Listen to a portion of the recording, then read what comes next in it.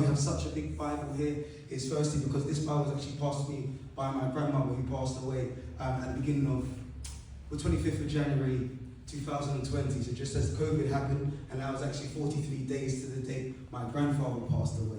So again, God is miraculous in terms of how he works. But I wanted to use this opportunity to share my testimony. I feel it's well overdue because God continues to bless me in so many different ways and guide me in my journey.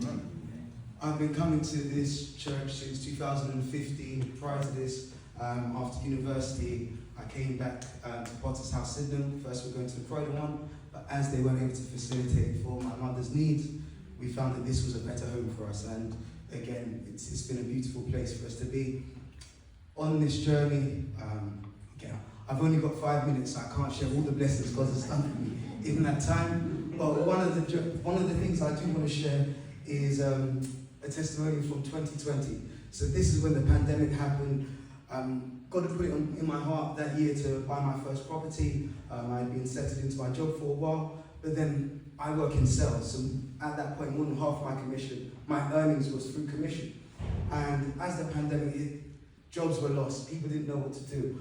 I wasn't sure what to do, but I knew that by keeping the faith and knowing that by trusting in God and staying on the path, that doors would open. Come on.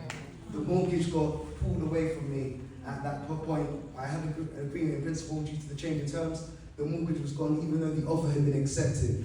And people started telling me, perhaps start looking for another property. Perhaps, this might not be the right time. But I felt that, it's all going to be in God's time and just trusting Him. That year ended up turning to be one of my best years professionally, which enabled me to buy the house later on that year at £9,000, less than the agreed price. So that just goes to show the power. I wanted to use this as an illustration to tell you that when God has put a vision in your life, sometimes just trust Him for the provision, and that trust comes in our action. Come on. So I just wanted to take a verse from this mighty book.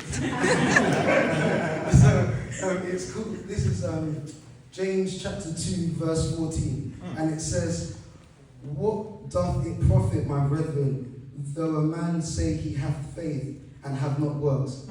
Can faith save him?" So I've got the New Living Translation just to break that down. So what good is it, dear brothers and sisters, if you say you have faith but don't show it by your actions? Can that kind of faith save anyone? And so I just want to share to say that by having faith in the Lord, He's guided me and protected me and helped me overcome many challenges. And a final illustration just from yesterday, because I'm from the world of boxing. I help people turn their passion, and I use boxing as a tool to help people with their physical and mental development. So again, a little shout out if you need support, I'm here to help. But there's a story from Terence Crawford. He just fought yesterday, is now considered one of the best pound-for-pound boxers. And part of his testimonial is that he actually got shot before he shot in the head, not just anywhere, shot in the head prior to becoming a world champion. He not only survived that, he drove himself to the hospital because God said it was not his time. Yesterday he made history by becoming the only male two-weight world champion. So I tell you, I share this to say, if you have faith and if God puts something in your heart, trust Him for that vision because He has all the provision you need.